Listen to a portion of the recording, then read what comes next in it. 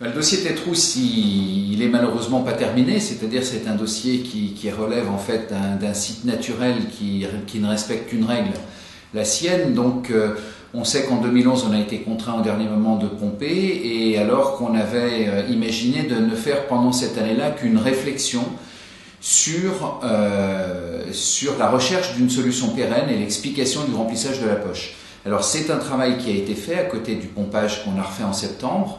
Et le compte-rendu des travaux des laboratoires, qu'ils soient les laboratoires du CNRS, le CEMAGREF ou le RTM, nous ont été rendus à Monsieur le Préfet et à moi le 26 janvier. Alors c'est au travers de ce rapport que maintenant on va pouvoir faire valider par les différents services et administrations compétentes les réflexions de ces cabinets qui ont été mandatés et payés pour faire ces études. Et alors, quelles ont été leurs conclusions ?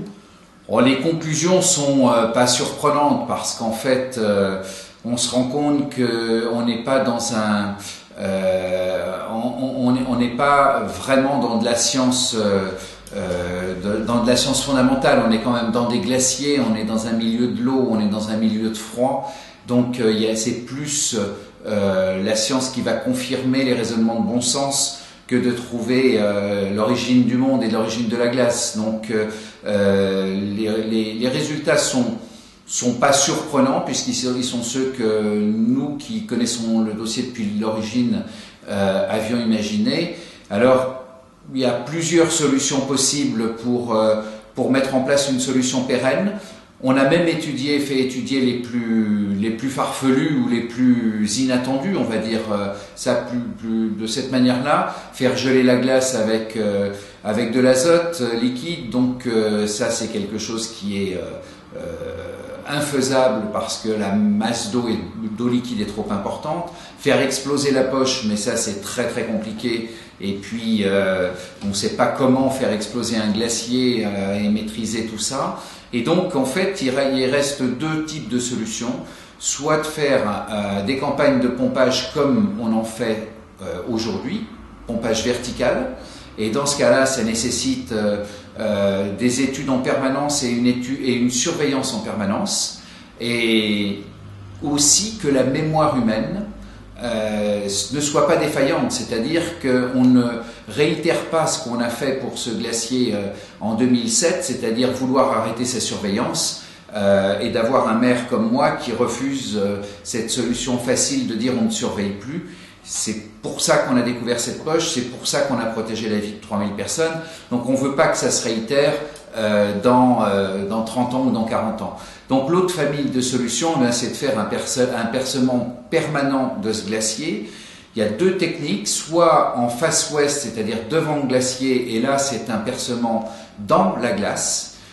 On sait faire. À côté, à la mer de glace, il y a des machines qui font ça tous les ans, donc qu'on pourrait bien évidemment utiliser et qui pourraient servir à faire ce tunnel de glace. Mais la difficulté, elle est double, c'est qu'on n'arrive pas jusqu'au fond du glacier. Et on a aussi une galerie qui est en glace, c'est-à-dire qu'il faut tailler tous les ans. Donc ce sont des frais de fonctionnement qui sont très importants annuellement. La deuxième solution qui, à mon avis, est la meilleure, c'est de faire une nouvelle galerie dans la façade sud, c'est-à-dire au-dessus du glacier de Bionnassay, mais cette fois-ci située en dessous du lit rocheux du glacier, c'est-à-dire à moins 80 mètres à peu près, en rappelant que celle de 1900, elle n'était qu'à moins 37 mètres. C'est la raison pour laquelle elle ne peut plus rien évacuer, c'est parce qu'elle est au milieu du glacier et pas au fond.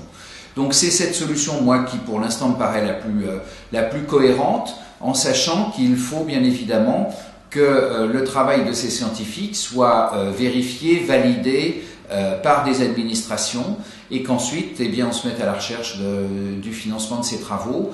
Si c'est la dernière hypothèse, les travaux sont estimés à deux saisons pour pouvoir les réaliser, parce qu'ils sont importants et qu'à Tétrousse on ne travaille pas toute l'année. Et donc cette décision sera prise quand normalement ? La décision sera prise avant l'été. C'est le rendez-vous qu'on s'est fixé avec Monsieur le Préfet, c'est de laisser ces 3 mois de printemps pour permettre la vérification et pour permettre de connaître le sentiment du ministère de l'écologie et des ministères qui gèrent l'ensemble de ces fonds, qui sont les fonds Barnier ou les fonds qui sont consacrés aux catastrophes naturelles.